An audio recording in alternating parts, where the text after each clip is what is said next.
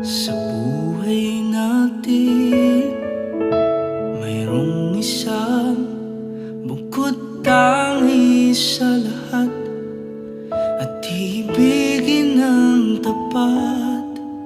Ngunit sa di inaasahang pagkakataon, na para bang ika'y nilalaro ng panahon, may ibang makikilala, at sa unang pagkikita may tunay na pag-ibig.